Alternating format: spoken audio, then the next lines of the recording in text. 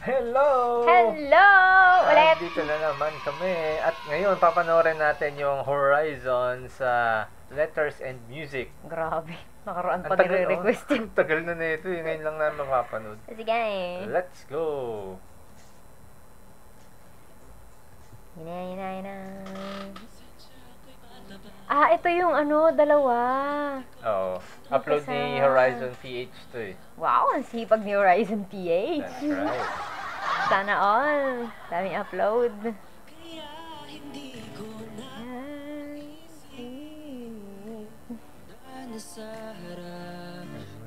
Uy, nakakataka. Ang seryoso. Oo. Pero alam mo, ang cute na yung ganyan yung damit nila tapos yan yung kinakanta nila. Yung nakaputi, tapos mga Oo, bagay sila. sa pagkaseryoso ng Diba, kanta. Mama. Ang cute-cute kapag yung part na yan, tapos ipapakita mo si Marcos, at pakita mo si Jeremy. Yung mga children. Oo. Parang ang bagay-bagay sa kanila. Yun, Huwag kang no? tumingin ng ganyan, kuya. Tapos pag pa ng mic, may pagpikit pang ganun eh. Tandaan mo, mama, yung kinakanta mo. Nga ano ka eh.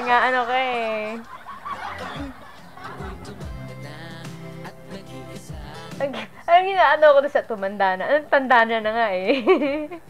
Pero mas dama siguro nila tong kantang to ngayon kasi nakahiwalay na kasi sila eh. Kahit sabi mo hindi sila ganun pakatanda, hiwalay na kasi. May sense of parang maturity naman talaga na darating sa kanila kasi kahiwalay sila ng ilang panahon sa magulang nila eh. Kasi sila forced to mature agad at an early age. Kasi kailangan nila eh. Tsaka yan din naman kasi yung gusto nilang gawin sa buhay eh. Tsaka yung lyrics din ng kanta eh, parang it's for the dream eh. Kasi, yung parents din naman nila, kumbaga yung dream nila, yun pangarap. din yung nauuna para sa mga magulang nila eh. Ay, Winston Yung, tawag dito, itong kanta na to, talagang pag kinakanta nila yung kanta, lalo na pag halimbawa concert, hindi pwedeng parang hindi ko maano yung gusto ko sabihin.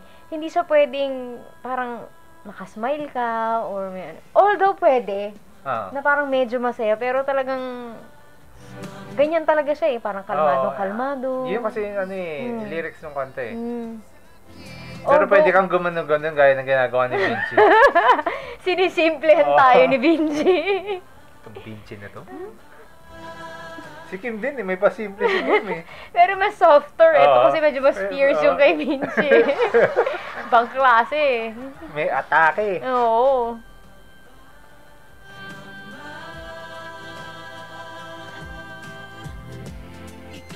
Ay, yung, ang tawag dito, yung some parts nitong, hindi some parts, yung halos lahat ng part na to, may backtrack sila, pero kumakanta sila ng live. Sa'yo.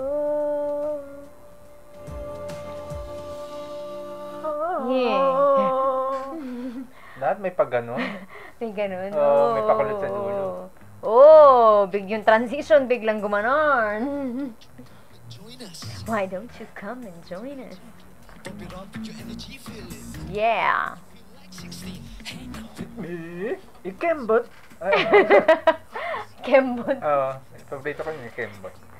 Kasali talaga yung sa lyrics tatanda ko yun. na yun, yung Korean na ibig sabihin ng Kembot.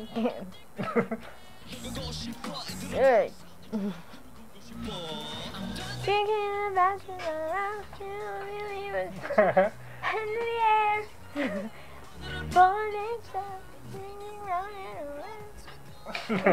gusto ko yan, ang Gusto ko yan. cute. Nahalo ko sa choreo talaga nito. Kainis. La. Buti na lang hindi masyadong madaming parang pitik-pitik kung saan-saan yung camera. So, mas nakikita mo yung choreography nung nila, no? Oo. Minsan kasi biglang may pitik ng camera na na yung parang pitik ni Kim, gano'n.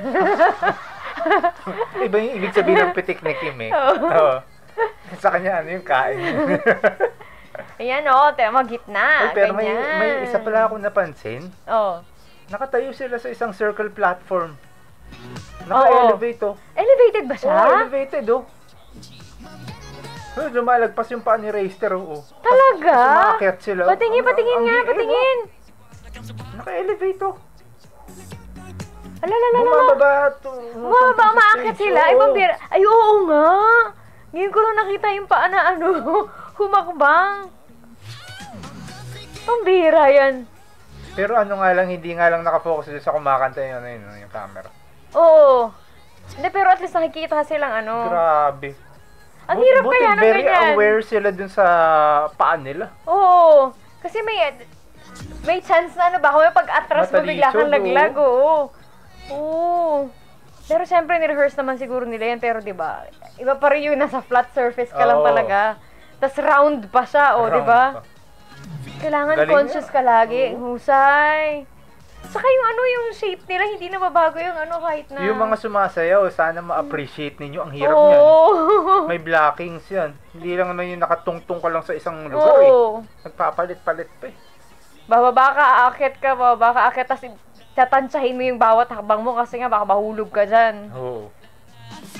Ang bira. At tapos nakapagpahirap pa doon, 7 sila. Oo. Kasi diba usually mga groups, 5 members diba? At saka hindi naman sila mukhang hirap na hirap at sikip na sikip sa buhay nila. Di ba kitang-kita mo pa rin yung maluwag na nagalaw. Hindi ko agad napansin Hindi mo mararamdaman nga sa mukha nila na may struggle dun kasi syempre inaano mo yan kailangan mong balansehin yung galaw mo pero hindi mo makikita sa mukha nila. Galing. Tas nagkasya silang tito doon. At yan ang ating reaction sa platform. Letters and Sorry music. naman. Hindi kasi you have to acknowledge that talaga. Na-appreciate biglang napunta doon yung attention natin. Hindi kasi talaga naman, lagi naman kasi natin nakikita yung yung 16, lagi naman natin napapanood dahil gusto naman talaga natin yung choreography niyan. Pero yung makita mo na nandoon sila sa ganung sitwasyon na parang, masikip yung pagsasayawan, pero parang same quality ng mga 16 nila nung nakaraan. So, very good talaga yun. Ikaw na viewer, hindi mo naramdaman na nahirapan sila dun sa platform na yun. Ikaw nga nahihirapan. Parang, mahirap yung ganyan. Sila nga, nakangiti lang. Diba? Hanggang dyan ang ating reaction sa platform. Sa Letters and Music performance ng Horizon. Yes, don't forget to LSS like, share, and subscribe. Ingat pa kayo lahat!